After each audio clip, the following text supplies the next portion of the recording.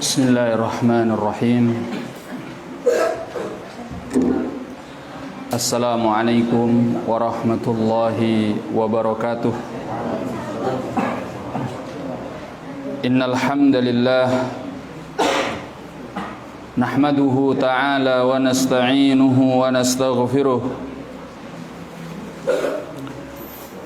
wa na'udzu billahi min syururi anfusina wa sayyiati a'malina. Man yahdihillahu fala mudilla lahu wa man yudlilhu fala hadiya lahu. Ashhadu an la ilaha illallah wahdahu la syarika lahu wa ashhadu anna Muhammadan abduhu wa rasuluh. Ya ayyuhalladzina amanu taqullaha haqqa tuqatih wa la tamutunna illa wa antum muslimun. Ya ayyuhalladzina amanu taqullaha wa qulu qawlan sadida yuslih lakum a'malakum wa yaghfir lakum dhunubakum. Wa man yuti'illaha wa rasulahu faqad faza fawzan 'azima. Amma ba'd, fa inna asdaqal hadithi kitabullah wa khairal hadi hadi Muhammadin sallallahu alaihi wasallam wa syarral umuri muhdatsatuha fa inna kulla muhdatsatin bid'ah wa kulla bid'atin dhalalah wa kulla dhalalatin finnar. Ikhwanil kiram, ma'asyiral muslimin, para jemaah sekalian, rahimani wa rahimakumullah. Tak lupa kita panjatkan segala puji dan syukur kehadirat Allah Subhanahu wa ta'ala di kesempatan sore hari yang berbahagia ini. Dengan limpahan nikmat dan juga karunia-Nya, kita dimudahkan oleh Allah untuk bisa berkumpul secara bersama-sama di dalam salah satu masjid dari masjid-masjid Allah dalam rangka mempelajari kitabullah dan juga sunnah Rasulnya sallallahu alaihi wasallam. Semoga salawat dan salam senantiasa tercurahkan kepada junjungan kita, Nabi besar kita, Nabi Muhammad sallallahu alaihi wasallam, kepada keluarganya, sahabatnya, dan juga orang-orang yang mau mengikuti beliau dengan baik sampai hari kemudian kelak. Tema pembahasan kita pada sore hari ini mengenai akidah Al-Imam Asy-Syafi'i rahimahullahu ta'ala. Sedikit kita mengenal terlebih dahulu tentang Al-Imam Asy-Syafi'i. Beliau rahimahullahu ta'ala, sebagaimana yang disebutkan oleh muridnya Ar-Rabi' bin Sulaiman di dalam muqaddimah kitab Ar-Risalah, nama lengkap beliau mempunyai kunyah Abu Abdullah Muhammad bin Idris bin Abbas bin Uthman bin Syafi' bin Sa'ib bin Ubaid bin Abdi Yazid bin Hashim bin Al-Muttalib bin Abdi Manaf. Beliau masih dari keturunan bangsa Quraisy.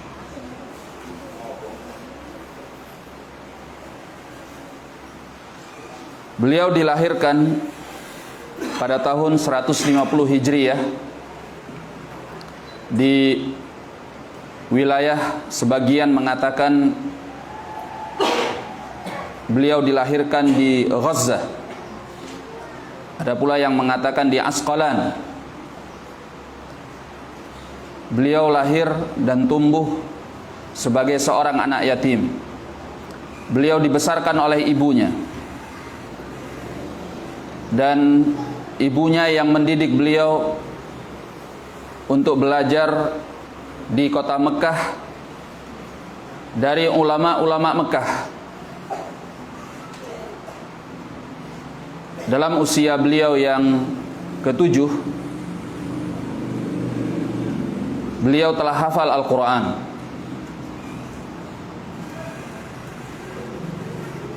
Pada usia belasan tahun, beliau sudah menguasai sekian banyak ilmu. Beliau sangat menguasai bahasa Arab dengan lisan yang fasih. Beliau tumbuh di kota Mekah, belajar dari ulama-ulama Mekah, sampai beliau berhak menduduki kursi fatwa di usianya yang begitu muda. Selanjutnya beliau berpindah belajar ke kota Madinah dari para ulama kota Madinah, dan di antara guru beliau yang paling terkenal adalah Al-Imam Malik bin Anas rahimahumallah. Lalu beliau juga sempat pergi ke negeri Yaman, belajar dari ulama-ulama negeri Yaman. Beliau sangat dimuliakan di negeri Yaman, dan nama beliau tersohor sebagai seorang yang sangat dalam ilmunya, sampai kemudian beliau rahimahullahu ta'ala pernah diisukan ingin melakukan pemberontakan kepada Khalifah Harun ar-Rasyid. Tetapi itu hanya isu dan fitnah. Sampai beliau ditangkap, kemudian dibawa ke kota Baghdad dalam keadaan tangannya dibelenggu. Namun setelah dilakukan penelitian, ternyata itu hanya isu dan fitnah. Hal itu tidak benar, sehingga beliau dilepaskan, dan kemudian khalifah sangat menghormati beliau, memuliakan beliau karena keilmuannya dan ketakwaannya kepada Allah Subhanahu wa ta'ala. Lalu beliau kembali ke kota Mekah setelah peristiwa tersebut. Pada tahun 195 Hijriah, beliau pergi kembali ke negeri Irak,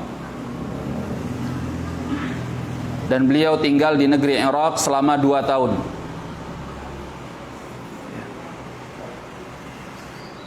Dan di negeri Irak inilah para ulama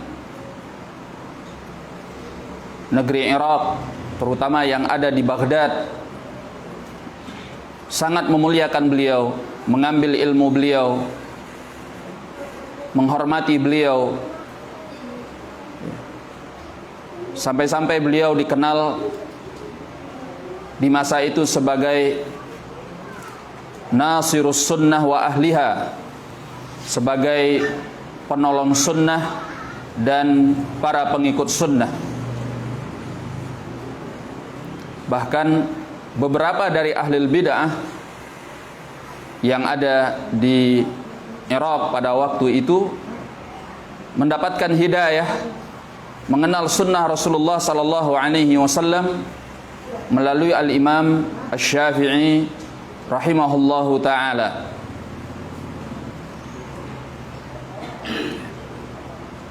Pada tahun 199 Hijriah,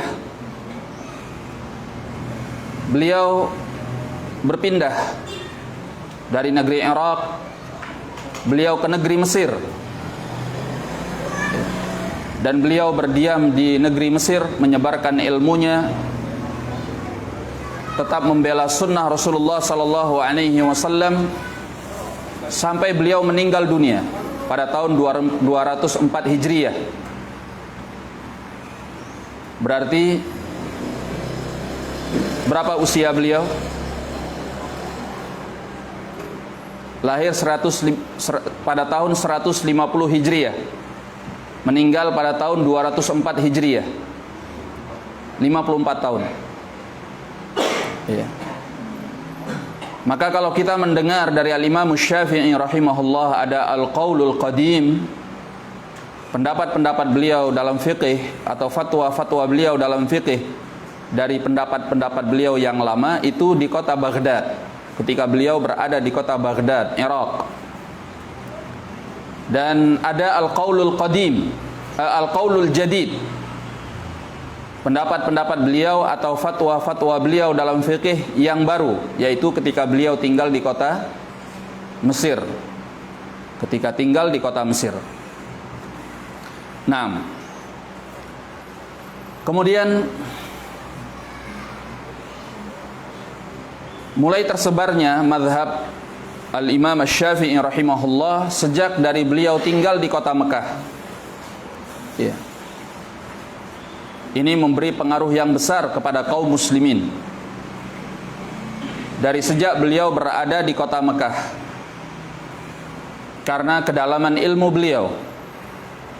Ya, kita tahu bahwa kota Mekah adalah kota yang didatangi oleh banyak manusia dalam melaksanakan haji dan umrah.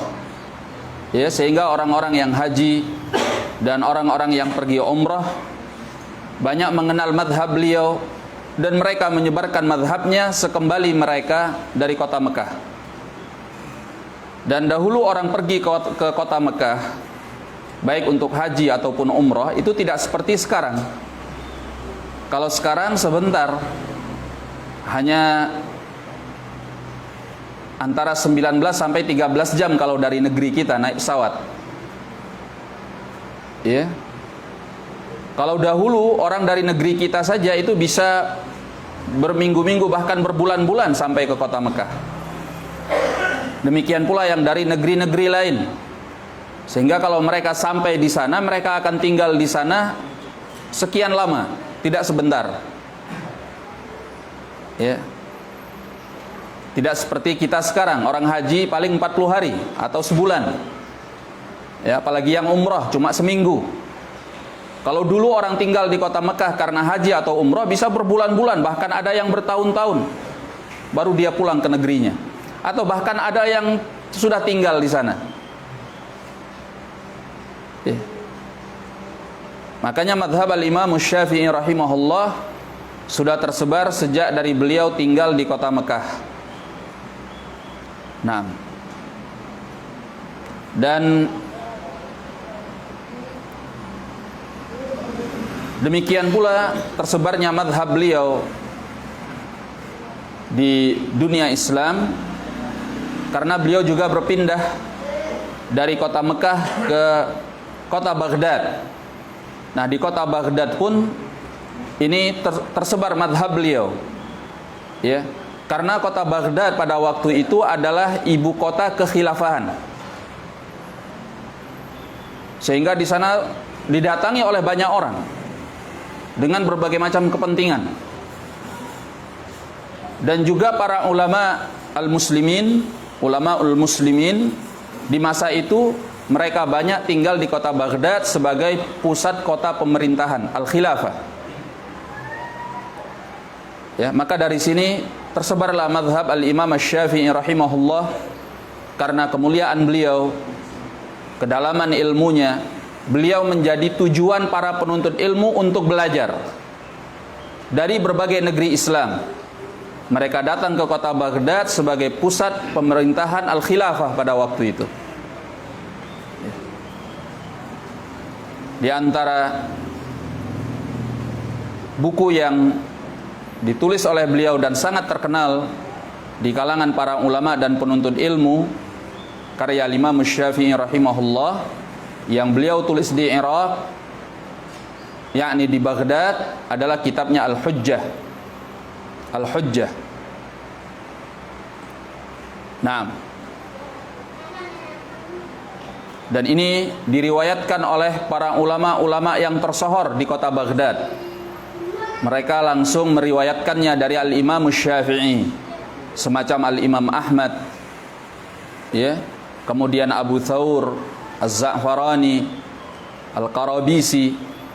Ini yang meriwayatkan kitab Al-Hujjah dari Al-Imam Asy-Syafi'i rahimahullah yang ada di kota Baghdad pada waktu itu.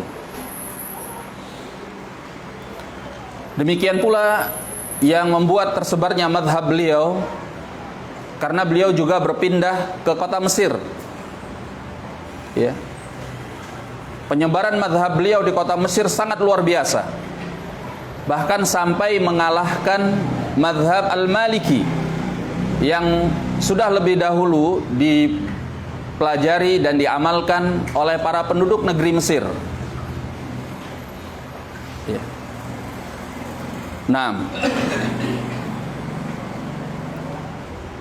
ketika Imam Syafi'i datang ke negeri itu, mazhab beliau banyak dipelajari dan diamalkan oleh para penduduk negeri Mesir, sebagaimana yang disebutkan oleh Imam Al-Baihaqi dalam kitabnya Al-Manaqib, Manaqibus Syafi'i. Dan perlu kita ketahui bahwa Al-Imam Syafi'i rahimahullah bukanlah mazhabnya semata-mata dalam bab fikih, tapi beliau menggabungkan dua sisi pembahasan agama yang sangat penting di dalam Islam ini. Ya. Mazhab beliau dalam hal fikih itu dibangun dalam mazhab beliau dalam bab akidah. Ya. Sehingga Al-Imam Syafi'i rahimahullah tidak hanya berbicara tentang permasalahan-permasalahan fikih, tapi beliau rahimahullahu ta'ala juga berbicara tentang permasalahan-permasalahan akidah. Bahkan babul akidah adalah bab yang sangat penting, yang sangat fundamental, yang jauh lebih pokok daripada pembahasan-pembahasan fikih. Ya. Dan ini yang jarang dikenal oleh kebanyakan kaum muslimin. Oleh karena itu, ketika beliau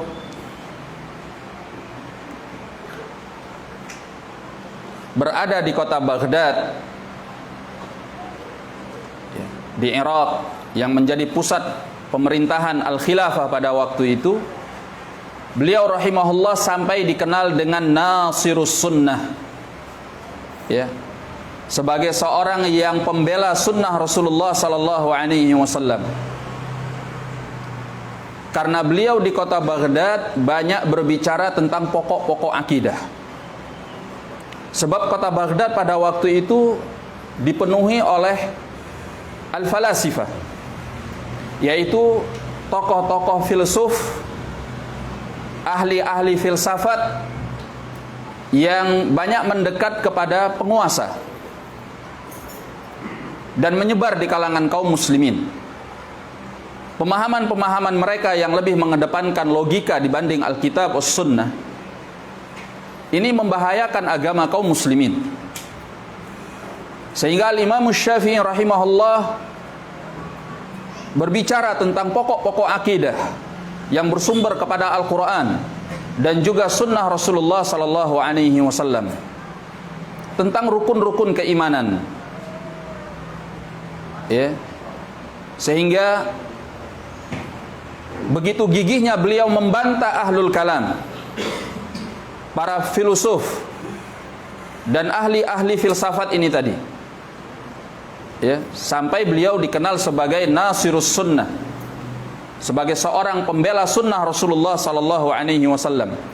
Dan ini terjadi di kota Baghdad. Ya. Sampai tersohor di kalangan para ulama pada waktu itu, dan sampai saat ini fatwa beliau mengenai sanksi terhadap orang-orang yang belajar filsafat. Ya. Beliau mempunyai fatwa yang sangat tegas terhadap ilmu filsafat. Kata beliau, mengenai orang-orang yang larut di dalam ilmu filsafat, ya, yaitu orang yang belajar filsafat itu pantas untuk hukumnya adalah dipukul dengan pelepah kurma, ya. Lalu dipermalukan dengan digiring ke kampung-kampung kaum muslimin, ke kabilah-kabilah kaum muslimin, dan dikatakan kepada manusia bahwa inilah akibat dari belajar filsafat dan berpaling dari kitabullah serta sunnah Rasulullah sallallahu alaihi wasallam. Ini fatwa beliau yang tersohor pada waktu itu, ya, karena saking tegasnya beliau terhadap orang-orang yang belajar filsafat, karena pengaruhnya jelek terhadap kaum muslimin. Mereka lebih mengedepankan akal pikiran mereka daripada kitabullah dan sunnah Rasulullah sallallahu alaihi wasallam. Sampai-sampai dikatakan oleh Imam Az-Zahabi rahimahullah bahwa pendapat beliau ini sudah mutawatir, dikenal dari beliau, sehingga tidak diragukan lagi. Nggak ada orang yang ragu bahwa ini adalah fatwa Imam Syafi'i, karena sudah saking mutawatirnya, karena saking sudah tersebarnya bahwa ini adalah pendapat tegas beliau terhadap ahli filsafat. Nah, di antara pendapat beliau pula yang tegas pada waktu itu tentang filsafat, bahwasanya orang yang belajar ilmu kalam, ya, mempelajari ilmu filsafat, termasuk orang yang melakukan dosa besar, yang dia telah durhaka kepada Allah dengan melakukan hal itu. Dosanya di bawah dosa syirik, ya. Ini ketegasan beliau rahimahullahu ta'ala. Bahkan beliau katakan kalau seandainya ada seorang yang berwasiat untuk memberikan hartanya setelah dia meninggal kepada para ulama, atau memberikan sebagian hartanya kepada para ulama, maka ahlul kalam, ya, tokoh-tokoh filsafat tidak termasuk di dalam golongan para ulama.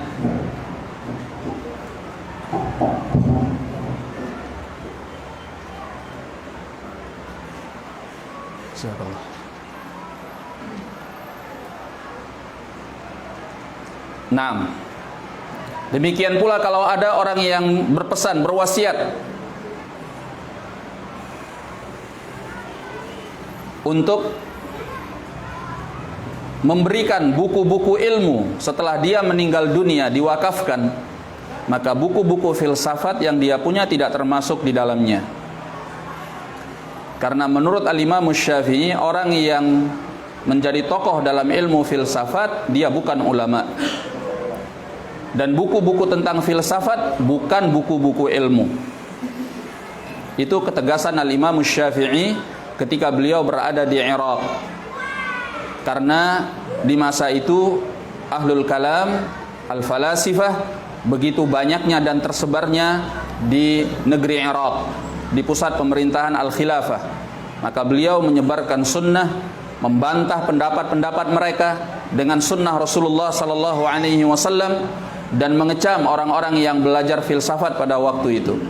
Sehingga beliau dikenal di kalangan para ulama sebagai seorang nasirus sunnah, sebagai seorang pembela dari sunnah-sunnah Rasulullah sallallahu alaihi wa ala alihi wasallam.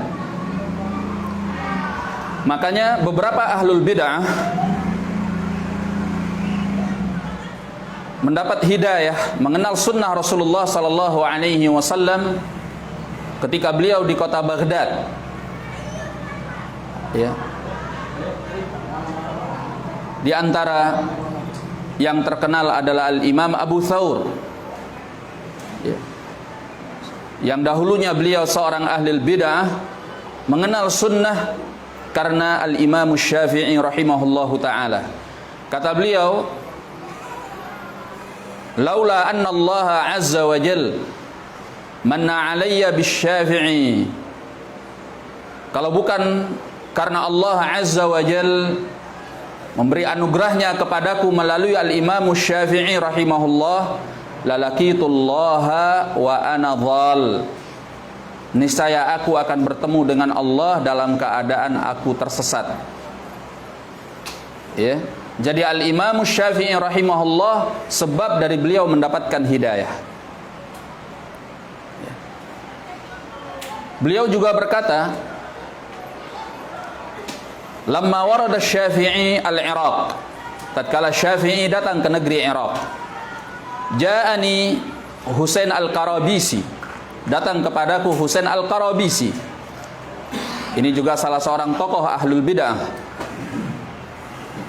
Katanya kepada Abi Thawr, qad warada rajulun min ashabil hadis yatafaqqah, telah datang ke negeri ini seorang dari ahli hadis yang katanya mengerti tentang fikih. Faqum bina naskhar bihi, kata Husain al-Qarabisi, ayo kita pergi menemuinya untuk kita hinakan dia. Ya, mereka menyangka bahwa kalau mereka mempunyai ilmu filsafat, ilmu kalam, mereka pasti akan menang berdiskusi dan berdialog dengan Al-Imam Syafi'i, sehingga mereka bisa menghinakan Al-Imam Syafi'i rahimahullah. Ya. Kemudian ketika bertemu dengan Al-Imam Syafi'i, maka Husain al-Qarabisi mengangkat permasalahan-permasalahan agama. Ya. Tapi Al-Imam Syafi'i rahimahullah selalu menjawab permasalahan-permasalahan itu dengan qala Allah wa qala Rasulullah sallallahu alaihi wasallam, selalu dengan Al-Qur'an atau dengan hadis-hadis Nabi sallallahu alaihi wasallam. Sampai kata Abu Thawr, sehingga kami merasa bahwa rumah itu menjadi gelap karena kami berada di dalam kesesatan. Sebab Al-Imam Syafi'i selalu mengungkap permasalahan yang diajukan kepada beliau dengan Al-Quran, dengan hadis Nabi sallallahu alaihi wasallam. Ya. Lalu apa kata Abu Thawr rahimahullah? Fatarakna bid'atana wattaba'na. Maka pada akhirnya kami tinggalkan kebid'ahan kami dan kami ikuti Al-Imam Syafi'i rahimahullah. Nah, ini Al-Imam Syafi'i. Juga demikian beliau mengatakan, kuntu ana wa Ishaq bin Rahawayh wa Husain al-Qarabisi wa jama'atun minal Iraqiyyin ma tarakna bid'atana hatta ra'ayna Syafi'i. Kata beliau, aku dahulu, demikian pula Ishaq bin Rahawayh dan Husain al-Qarabisi dan beberapa orang dari kalangan penduduk Irak, ulama Irak, ma tarakna bid'atana hatta ra'ayna Syafi'i. Dahulu kami tidak meninggalkan bid'ah kami sampai kami melihat Al-Imam Asy-Syafi'i rahimahullahu taala. Ya. Dan ini hal penting yang harus kita perhatikan di dalam pembahasan ini, bahwa Al-Imam Syafi'i rahimahullahu ta'ala tidak mengajari kaum muslimin untuk berkecimpung di dalam bid'ah. Ya. Beliau itu anti bid'ah. Jadi kalau ada orang yang katanya mau mengikuti Al-Imam Syafi'i, dia harus anti bid'ah. Karena Al-Imam Syafi'i tidak mengajari kita, tidak mengajari kaum muslimin dengan bid'ah, tetapi dengan sunnah. Ya. Sampai-sampai yang kita dengar dalam kisah ini, bagaimana tokoh-tokoh ahli bid'ah itu setelah bertemu dengan Al-Imam Syafi'i, ya, dijelaskan melalui Al-Quran, melalui sunnah Nabi Sallallahu Alaihi Wasallam, mereka nggak bisa menghindar, mereka nggak bisa mencari jalan untuk menghujat Al-Imam Syafi'i, karena yang dikatakannya adalah Al-Quran dan sunnah Nabi Sallallahu Alaihi Wasallam. Sampai tokoh-tokoh ahlul bid'ah ini justru yang meninggalkan kebid'ahan mereka dan kembali kepada sunnah Rasulullah Sallallahu Alaihi Wasallam. Masya Allah ya, ini apa sih, acara apa itu? Ini kan 17-an atau nggak mungkin ya? Taib.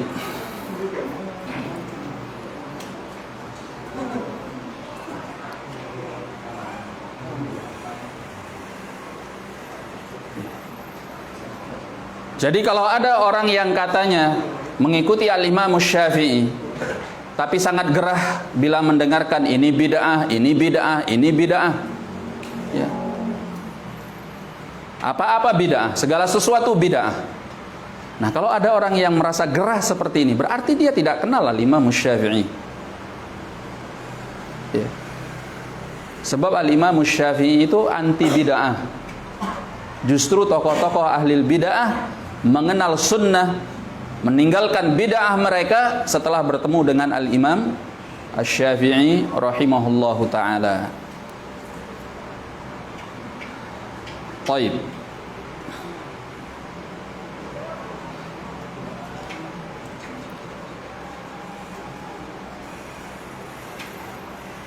Oleh karenanya, di sini kita bisa memahami bahwasanya Al-Imam Syafi'i rahimahullah tidak hanya menyebarkan fikih dalam mazhab beliau saja. Ya. Beliau memang banyak berbicara tentang masalah fikih di dalam mazhabnya, tetapi juga di dalam dakwah beliau di masa beliau hidup, beliau menyebarkan pokok-pokok akidah. Dan pokok-pokok akidah Al-Imam Syafi'i ini disebarkan oleh murid-muridnya melalui buku-buku tulisan mereka dengan riwayat-riwayat yang sampai kepada Al-Imam Syafi'i rahimahullahu ta'ala, ya. Maka kalau kita melihat misalnya apa yang dikatakan oleh muridnya Abu Hamid Al-Isfirayini rahimahullah, ketika beliau berbicara tentang permasalahan akidah yang dikenal dengan akidah al-Isfiraniyah, ya.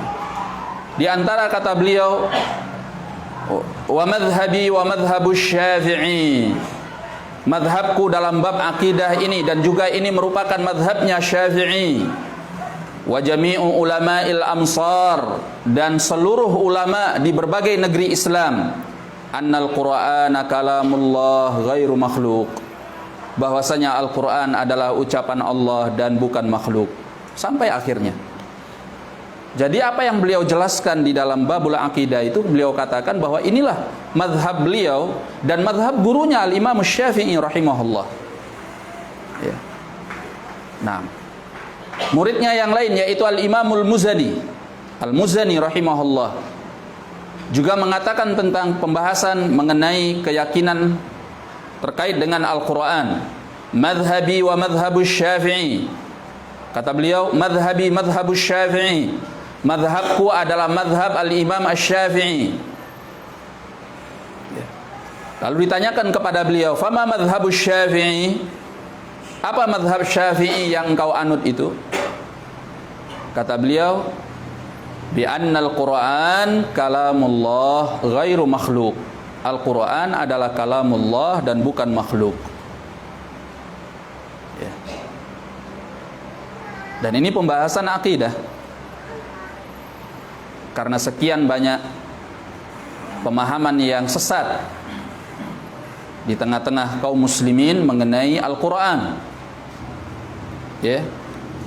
Sehingga apa yang beliau utarakan dari madhab Al-Imam Syafi'i tentang Al-Quran adalah pendapat Ahlus Sunnah dan juga pendapat para ulama yang lain selain Al-Imam Syafi'i rahimahullah, ya. Sehingga Al-Imam Syafi'i tidak hanya berbicara kepada murid-muridnya tentang bab fiqih, tapi juga tentang bab al-aqidah. Naam.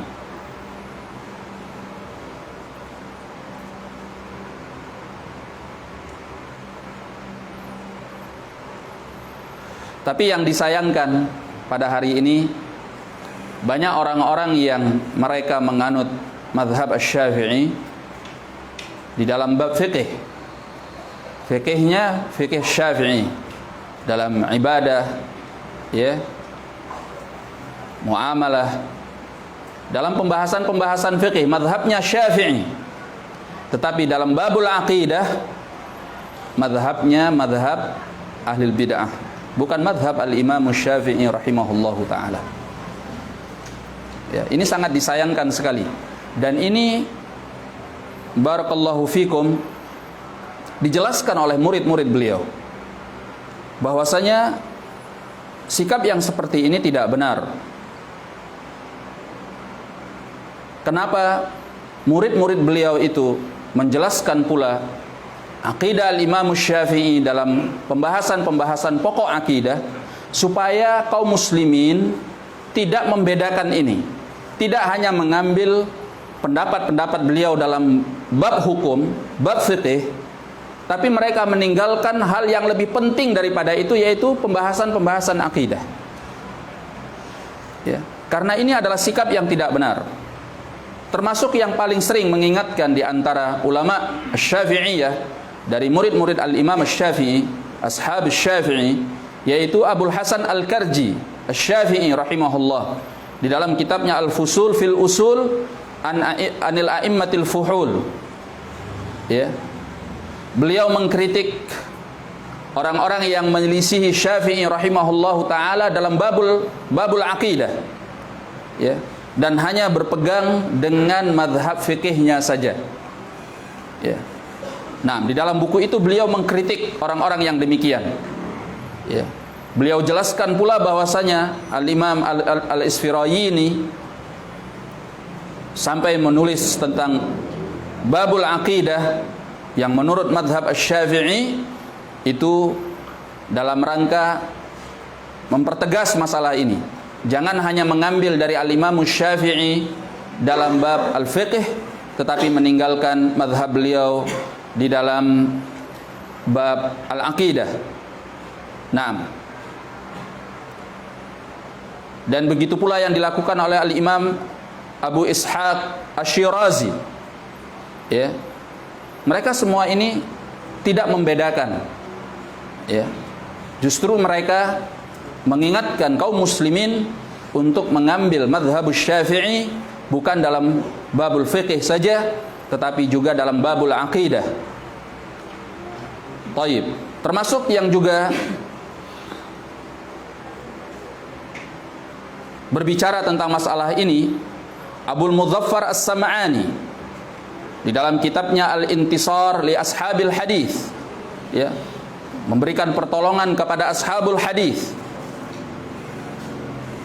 di mana beliau rahimahullahu taala mengatakan di dalam kitab tersebut, fala yanbaghi li ahadin, tidak sepantasnya bagi seseorang ayan sura madhhabahu fil furu', bahwa dia hanya menolong mengikuti madhab Asy-Syafi'i di dalam cabang-cabang masalah agama, yaitu maksudnya dalam masalah-masalah fikih.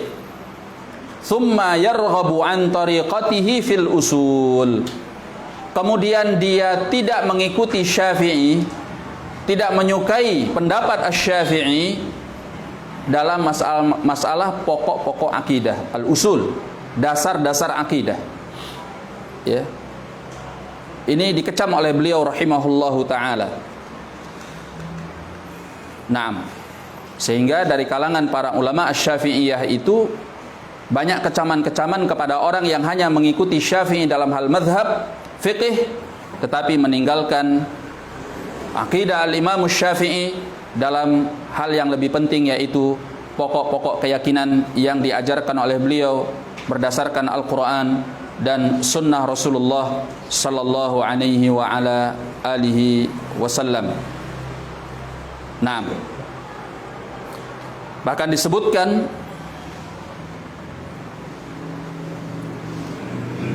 oleh Al-Imam Syafi'i rahimahullah, sebagaimana yang masyhur di kalangan Asy-Syafi'iyah,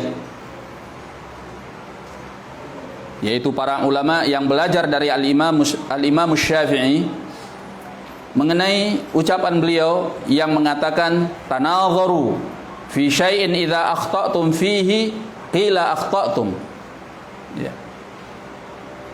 Silahkan kalian berdiskusi, berdebat, berdialog mengenai sebuah perkara yang kalau kalian salah, kalian hanya dikatakan kalian salah. Yaitu maksudnya dalam masalah-masalah hukum fikih. Hukum fikih itu kalau ada orang salah cuma dikatakan anta salah. Ya, anta keliru. Ya. Tapi kata beliau wala tanadharu, dan jangan kalian berdebat fi syai'in, pada sebuah permasalahan idza akhta'tum fi, kalau kalian tersalah padanya qila kafartum, kalau kalian tersalah padanya kalian akan dikatakan telah kafir. Yaitu maksud beliau adalah masalah-masalah pokok-pokok akidah. Ya, kalau pembahasan akidah jangan berdebat tentang masalah itu. Itu masalah-masalah yang sudah selesai pembahasannya di dalam Al-Quran dan Sunnah Rasulullah Sallallahu Alaihi Wasallam. Ya, nggak perlu diperdebatkan karena ini masalah-masalah pokok yang fundamental. Seluruh ahlus sunnah dari sejak masa Nabi sampai saat ini sepakat di atasnya. Ini adalah pembahasan-pembahasan akidah yang pokok. Taib.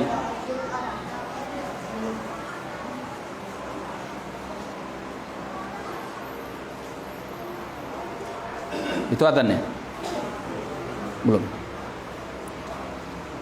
Jam berapa maghribnya?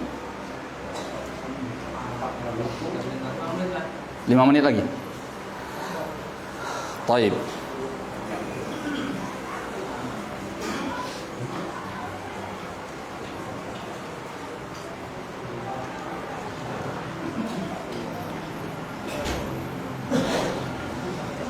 Naam.